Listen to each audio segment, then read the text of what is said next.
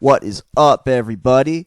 In this video, I want to talk about the importance of a 100-yard rusher versus the importance of a 100-yard receiver for a quarterback. A couple weeks ago, I made a video talking about the importance of a 100-yard rusher versus a 100-yard receiver as it pertains to the entire team.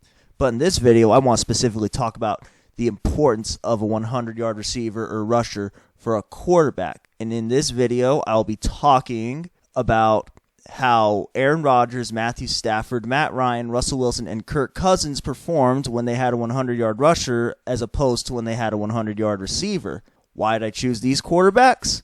Honestly, I don't know why I chose these quarterbacks. I chose Matthew Stafford because I'm a Lions fan, but outside of that, I just chose these quarterbacks just because, I guess. But yeah, let's dive into it. Here are the career per game averages along with the winning percentages of Aaron Rodgers, Matthew Stafford, Matt Ryan, Russell Wilson, and Kirk Cousins. Aaron Rodgers has a career winning percentage of 64.2. Matthew Stafford has a career winning percentage of 46.6. Matt Ryan has a career winning percentage of 56.8. Russell Wilson has a career winning percentage of 68.7. And Kirk Cousins has a career winning percentage of 54.7. For the viewers, feel free to pause at this point if you want to, because I'm not going to go over every single stat in extreme detail. I'll point out some of them, but you might want to pause to get a closer look at these career per game averages. But Matthew Stafford is averaging the most pass attempts of these quarterbacks with 38.2 pass attempts per game.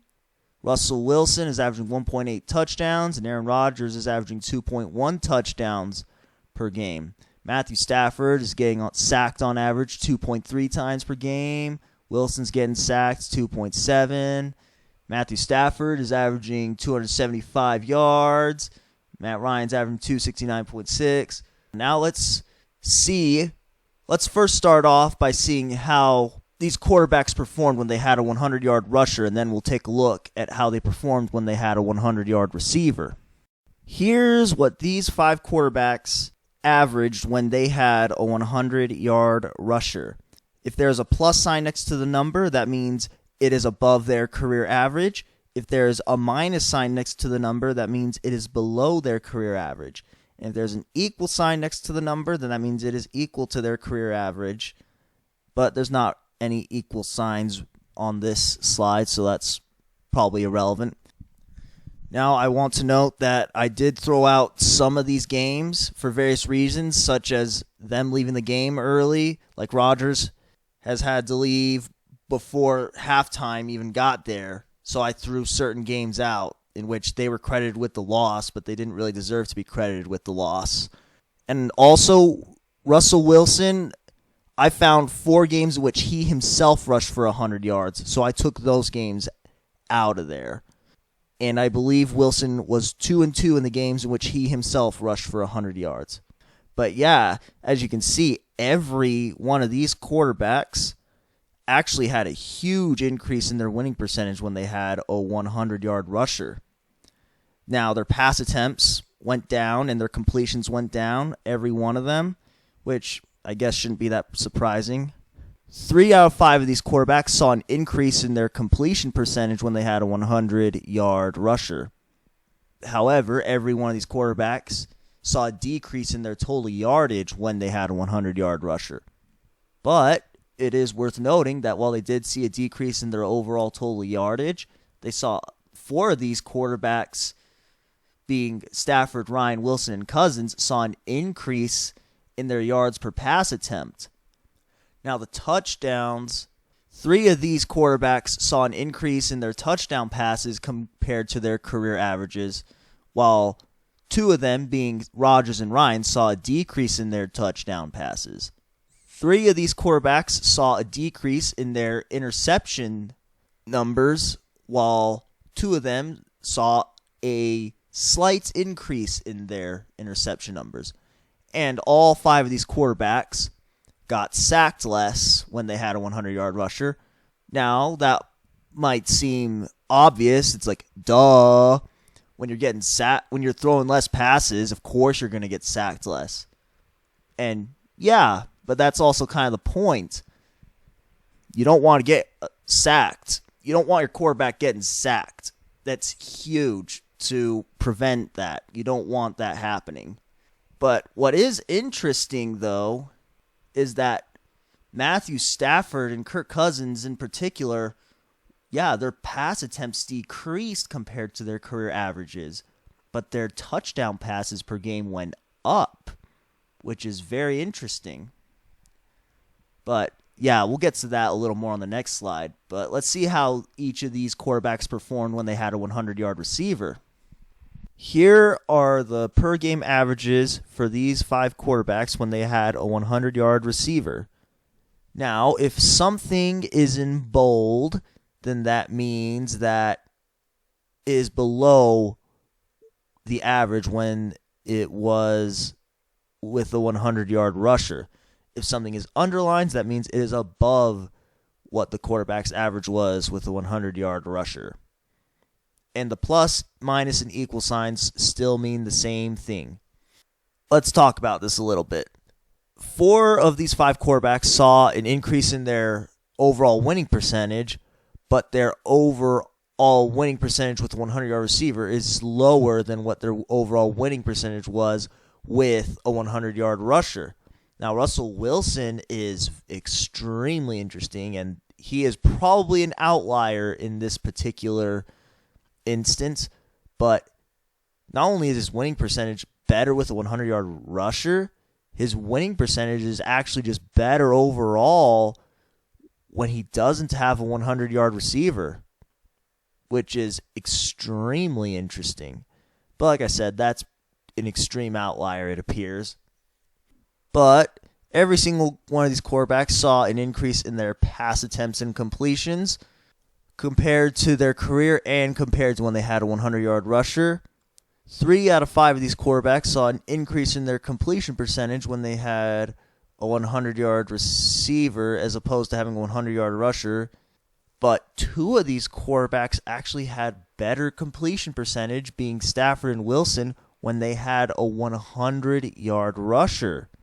Every single one of these quarterbacks saw an increase in their yards per game compared to their careers and compared to when they had a 100-yard rusher. Now, every single one of these quarterbacks saw an increase in their yards per pass attempts compared to their career average, but 2 of these quarterbacks actually had a better yards per pass attempt when they had a 100-yard rusher. Not by a bunch, but it's certainly worth noting. Now, every one of these quarterbacks saw an increase in their touchdown passes when they had a 100-yard rusher, but Matthew Stafford actually averaged more touchdown passes when he had a 100-yard rusher than when he had a 100-yard receiver. Now, every single quarterback saw a decrease in their interceptions compared to their career average, but Stafford and Rodgers actually averaged more interceptions when they had a 100-yard receiver than when they had a 100-yard rusher. Now, Ryan Wilson and Cousins are really interesting because they not only saw an increase in their touchdowns compared to when they had a 100-yard rusher, they saw a decrease in their interceptions, which is incredible considering that every one of these quarterbacks saw a pretty decent jump in their pass attempts. I guess this isn't really that surprising, but every one of these quarterbacks got sacked more when they had a 100-yard receiver than when they had a 100-yard rusher. Now, again, it's obvious that the sacks are probably going to go up when they're throwing more. But again, that is kind of part of the point. You don't want your quarterback getting sacked. And a good way to prevent your quarterback from getting sacked is to run the ball. And one last thing I want to look at, what happened when these quarterbacks had 2 100-yard receivers or more than 2 100-yard receivers? Because that actually wasn't the rarest thing when I looked at these winning percentages. In the last video I made, I just counted it as 2 wins or 2 losses. But in this game, if they had 2 100-yard receivers, I just counted it as 2 win. I just counted it as 1 win or 1 loss or 1 tie. So let's see how these quarterbacks performed when they had two 100-yard receivers or more. Now, this chart gets essentially broken when these quarterbacks had two or more 100-yard receivers. Now, I said it wasn't the rarest thing when I looked at this, but it's also not that common either. Matt Ryan has had 10 games that match this criteria. Wilson has had 5, Rodgers has had 10, Cousins has had 4, and Stafford has had 10. But as we can all see, two 100-yard receivers doesn't really guarantee anything. Ryan and Cousins actually have a winning percentage below 500 when they had two or more 100-yard receivers. Wilson has a perfect winning percentage when he has two 100-yard receivers. And in all honesty, Wilson just almost breaks this whole chart in these games. 10.4 yards per pass attempt with two 100-yard receivers. But I want to kind of mention this. This type of production is not reliable, really. But yeah, as we can all see, every one of these quarterbacks had a huge increase in their production with two 100-yard receivers. But again, it's not very common for this to happen. So, what is more important for a quarterback, a 100-yard rusher or a 100-yard receiver? Like I said in the last video, it depends on your viewpoint. If you want your quarterback to be getting talked about as a winner, then it appears that having a 100-yard rusher is the slam dunk choice for which one you would want your quarterback to have more. But as far as the stats and as far as being productive, it depends on the quarterback. Most quarterbacks appear to be more productive with a 100-yard receiver, but it depends on the quarterback, like I said. It appears for, in particular, Matthew Stafford, that he probably would be better off with a 100-yard rusher than a 100-yard receiver. But we all saw that every one of these quarterbacks saw a huge increase in their winning percentage when they had a 100-yard rusher than when they had a 100-yard receiver. And if you watch the last video, you'll notice that a lot more things can go wrong on a passing play than on a running play. So, for me, I would say a 100-yard rusher is probably more important for a quarterback than a 100-yard receiver. Take the pressure off the quarterback take pressure off your quarterback and have more than one way to get up and down the field. That is extremely important. It's really tough to win when your quarterback has to carry the whole load and you're going to live and die with your quarterback. But yeah, let me know what you guys think. What do you think is more important for a quarterback, a 100-yard rusher or a 100-yard receiver? And if you are a Detroit Lions fan like me, there's more Detroit Lions fans linked in the description. You might want to go check them out because you won't be disappointed. But yeah, thank you all for watching. I hope you enjoyed.